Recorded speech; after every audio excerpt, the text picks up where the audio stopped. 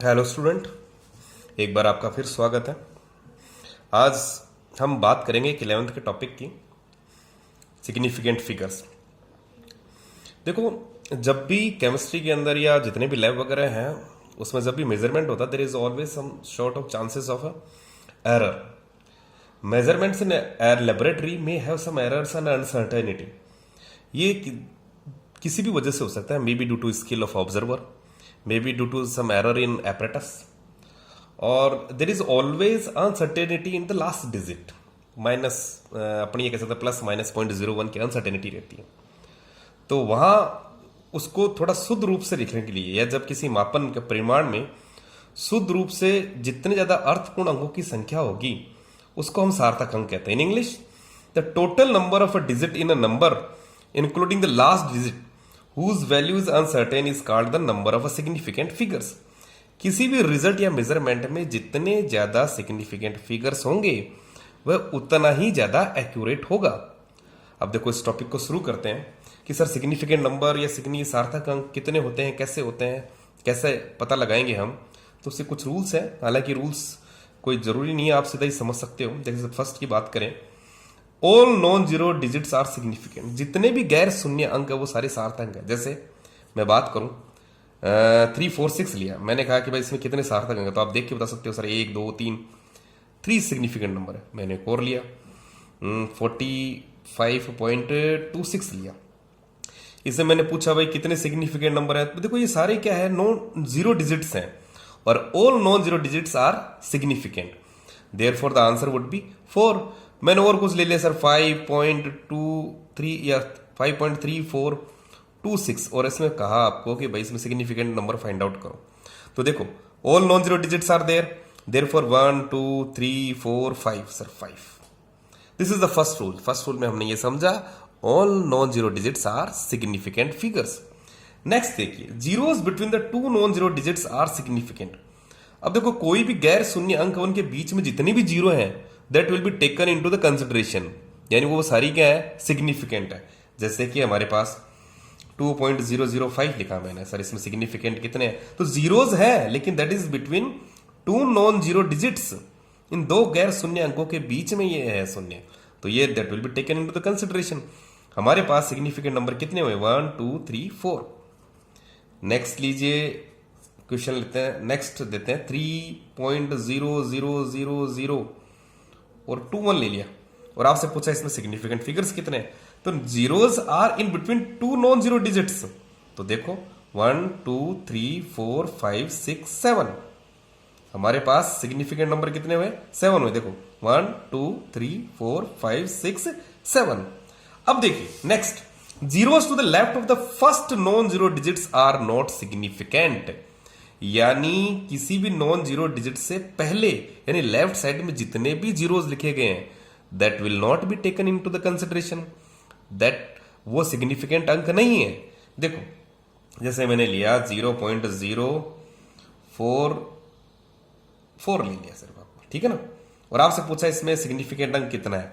तो all zeros, the zeros which is before non zero digits are not to be considered. हमारे पास significant अंक कितना हो गया सर, 1 है। अभी जैसे मैं लिख दूं सर 0.00051, तो this zeros will not be taken into the consideration, ये सार्थक अंक नहीं है। हमारे पास कितना हुआ, 2। शायद मेरी बात समझ में आ रही होगी। अब देखो नेक्स्ट है हमारे पास, देखो फर्स्ट सेकंड और थर्ड तो हमने कर लिया। फोर्थ देखिए, all zeros place to the right side of a decimal point are significant. अब जितने भी हमारे पास जीरोस आती है राइट साइड में, लेकिन the condition is that there should be decimal point. जैसे मैंने ये कहा 50.00, आपसे पूछा भाई इसमें अब सिग्निफिकेंट नंबर कितने हैं, तो zero will be taken into consideration. ये ट्रेलिंग जीरो है, अगर नॉन जीरो डिजिट के बाद जो भी जीरो आ रहे हैं वो कंसिडर्ड होंगे नॉन जीरो डिजिट के बाद, लेकिन the condition is that there should be a decimal point. तो हमारे पास कितने हो गए, 1 2 3 4। यहां आपसे कहा कि 11.000 लिख दिया मैंने, कितना है sir, 5 significant number. Next rule देखते हैं। The next rule, zeros at the end of a number are not significant if there is no decimal point. Sir कहना क्या चाहते हो, जैसे मैंने लिखा 6000, अब इसमें हम देख रहे हैं there is no decimal point, therefore this will not be taken, this zeros will not be taken into the consideration. यहां हमारे पास सिग्निफिकेंट नंबर सिर्फ और सिर्फ एक है। लेकिन अगर इसी के साथ अगर मैं 600.0 कर दूं, एक डेसिमल पॉइंट लगा दूं, now this all these zeros will be taken into consideration, all will be considered as a significant। तो देखो 1 2 3 4 5 हमारे पास सिग्निफिकेंट नंबर कितने हो गए? 5। अब आपने एक चीज देखी कि सर यानी अगर कहीं डेसिमल पॉइंट नहीं है, जैसे मैंने ये लिख दिया 5000, तो क्या ये जीरो कभी भी सिग्निफिकेंट अंक माने नहीं जाएंगे, सार्थक अंक नहीं माने जाएंगे? देखो माने जा सकते हैं, एक कंडीशन है। माने भी जा सकते हैं, नहीं भी माने जा सकते हैं। सर माने भी जा सकते हैं और नहीं भी माने जा सकते हैं, मतलब जैसे सपोज कीजिए अगर कोई मेजरमेंट है, मेजरमेंट हो तो उसके जीरो हम सिग्निफिकेंट मानेंगे, कोई भी मेजरमेंट हो। अब कोई भी अपन को अंक दे रखे हो, हमें कैसे पता चलेगा कि ये मेजरमेंट है क्या है? तो देखो जो भी मेजरमेंट होगा उसमें पीछे यूनिट लिखी जाएगी। जैसे मैं ये कहूं कि भाई दो पोल्स के बीच में, ये दो पोल हैं या कोई दो रेडियो स्टेशन, इन दोनों के बीच में हमारे पास 230 मीटर इन दोनों के बीच की दूरी है। तो देखो एक चीज देखो, मैंने यहां पे मीटर दे दिया। When ever a unit is being given, तब इसका जीरो हमारे पास सार्थक अंक होगा। यानी कहने का मतलब कि सर अगर आपको कोई सीधा 230 दे दे तो सर यहां हमारे पास होंगे सिर्फ और सिर्फ दो सिग्निफिकेंट नंबर। लेकिन अगर 230 मीटर दे दिया तो हमारे पास सिग्निफिकेंट नंबर हो जाएंगे 3। मेरे हिसाब से बात समझ में आ रही होगी। If measurement is being there then the zero will be taken into the consideration in significant number. जैसे आप कोई भी अगर डेसिमल पॉइंट नहीं है तो that zero will not be taken into significant number. वापस समझ लीजिए, जैसे यहां हम बात कर रहे हैं कोई कुछ भी नहीं दे रखा, हमारे पास कोई डेसिमल पॉइंट नहीं है, तो यहां पे सिर्फ ये नॉन जीरो डिजिट है, वही हमारे पास क्या सार्थक अंक है। यहां पे डेसिमल दे दिया तो हमारे पास ये है।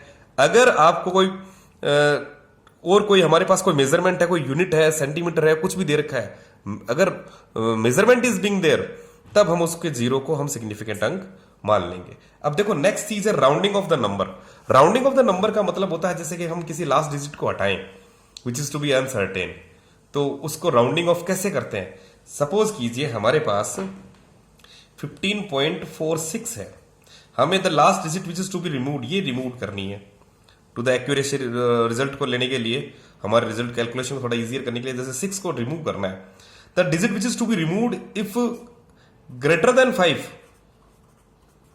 अगर 5 से ज्यादा है तो इसकी जो पहले वाली जो डिजिट है उसके अंदर हम +1 कर देंगे। कहने का मतलब ये हुआ सर हमारा रिपोर्टेड रिजल्ट क्या हो जाएगा, ये 6 इज ग्रेटर देन 5, तो हमारे पास आंसर होगा, रिपोर्टेड रिजल्ट होगा हमारे पास 15.5। लेकिन अगर सपोज कीजिए 15.43 हो गया तो सर ये तो लेस देन 5 है, लेस देन 5 हो तो there will be no change. ये digit which is to be removed is less than 5, तो there will be no change, the result will be reported as 15.4।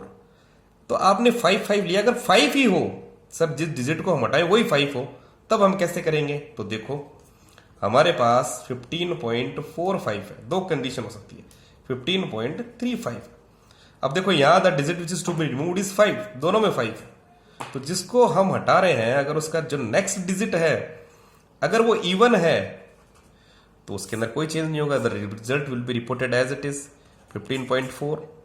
लेकिन उसकी जो नेक्स्ट डिजिट है वो अगर ओड है तो उसमें हम +1 कर देंगे और हमारा रिजल्ट कितना हो जाएगा, 15.4 ईयर। मेरे हिसाब से बात समझ में आ गई होगी। सर अगर जिस डिजिट को हम हटा रहे हो 5 से ज्यादा है तो +1 कर दो, 5 से कम है तो कोई चेंज मत करो, अगर 5 ही है तो हम क्या करेंगे, इवन है तो there is no change, odd है तो +1 कर दीजिए। This is all about rounding off the number. अब नेक्स्ट हम बात करते हैं कैलकुलेशन कैसे की जाती है और उसमें हम राउंडिंग ऑफ कैसे करते हैं, जैसे addition, subtraction, multiplication and division. आ जाओ नेक्स्ट। देखिए एडिशन एंड सब्सट्रैक्शन कैसे करते हैं। देखो इसे दो पार्ट कर लेते हैं, फर्स्ट ए और एक है सेकंड बी। इसमें मैं कोई आपको डेफिनेशन वगैरह नहीं समझाऊंगा, आप देखो ध्यान से समझने का प्रयास करना। देखो एडिशन एंड सब्सट्रैक्शन में जो भी हम रिजल्ट रिपोर्ट करेंगे वो करेंगे list number of decimal place. The term which is having the result should be reported, the final result should be reported up to the same number of a decimal place as are present in the term having the list number of a decimal places. और अगर हम multiplication की बात कर रहे हैं, the result will be reported with the term with the list number of a significant number। बड़ा easy है, थोड़ा सा समझने का प्रयास करना। देखो ध्यान से, देखो अगर हमारे पास जैसे एक कैलकुलेशन लेते हैं अपन, एक एडिशन लेते हैं 28.431 14.34 3.4। देखो इसको हम एडिशन करते हैं, करो 1 3 + 4 7 4 3 7 1, ये हो गया हमारे पास 6, ये हो गया 4 6। This is actual result. Now the reported result, सुनने का और समझने का प्रयास करना। सर यहां हमारे पास देखो टर्म, देखो सर 3 टर्म्स है। देखो फर्स्ट, इस टर्म को देखो, इस टर्म को देखो और इस टर्म को देखें। अगर हम इसमें देखें sir, list number the term which is having list number of decimal place, वो किसमें है सर? वो तो इसमें है। या लिस्ट नंबर ऑफ या डेसिमल के बाद सिर्फ एक प्लेस पे है। यहां पे कितने हैं सर? 2 हैं। यहां पे कितने हैं? देखो 3 है। देखो डेसिमल के बाद कितनी डिजिट आ रही है? 1 2 3। यहां कितना आ रहा है? 2। यहां कितना आ रहा है? 1। तो हमें जो रिजल्ट है, द रिपोर्टेड रिजल्ट, वो डेसिमल 1 तक रखना है, 1 तक रखना है। तो यहां पे देखो हमारे पास 46.171 है, तो रिपोर्टेड रिजल्ट हमारा कितना होगा सर? 46.1। तो अब जिसको हम रिमूव कर रहे हैं वो कौन सा हो गया? 7। और 7 तो क्या है? ग्रेटर देन 5 है। तो 5 जब भी होगा तो सर उसके साथ जो पहले वाली डिजिट है उसमें +1 ऐड हो जाएगा। तो हमारा रिजल्ट क्या होगा? 46.2। मेरे हिसाब से बात समझ में आ रही होगी। ये हुई एडिशन की बात। ऐसे ही अगर हम एक सब्सट्रैक्शन लें, हमारे पास हुआ 5.286 है और हमने सब्सट्रैक्ट किया 4.12 को। करो भाई सब्सट्रैक्ट, 661.1। अब देखो इस दोनों के अंदर list number of decimal place देखो सर। डेसिमल के बाद यहां कितना? 1 2 3 है, यहां 2 है, यहां 3 है, यहां 2 है। तो रिजल्ट जो रिपोर्टेड करोगे आप डेसिमल के 2 प्लेसेस तक करोगे। तो 2 प्लेसेस का मतलब हो गया 1 नहीं 0.16 या 6। तो जिसको आप हटा रहे हो राउंड ऑफ किसको करोगे? 6 को। That is also greater than 6 is greater than 5। तो sir there is always addition of a +1। 1 point यहां पर भी 1.17 हो जाएगा। मेरे हिसाब से समझ में आएगा रिपोर्टेड रिजल्ट। अब देखो मल्टीप्लीकेशन एंड डिवीजन में कैसे करते हैं। मल्टीप्लीकेशन और डिवीजन के अंदर हमें वो टर्म ढूंढनी है, the term with list number of significant numbers. जैसे मैं करूं इसको 4.327, दैट इज मल्टीप्लाइड बाय 2.8। देखो वहां हम देख रहे थे लिस्ट डेसिमल प्लेस, यहां हम देख रहे हैं list number of significant numbers. तो इसमें सिग्निफिकेंट नंबर कितने बच्चों? देखो अभी पता चल जाएगा 4 है। यहां कितने हैं? 2 हैं। तो अब जो भी हमारा रिजल्ट आता है, जैसे इसका रिजल्ट मुझे ऐसे ही ध्यान में है, इसका रिजल्ट आता है 12.1156। तो इसका reported result, the reported result should have the list number of significant number, जिस टर्म के अंदर सिग्निफिकेंट नंबर कम थे। जैसे यहां कितना है सर? 2 है।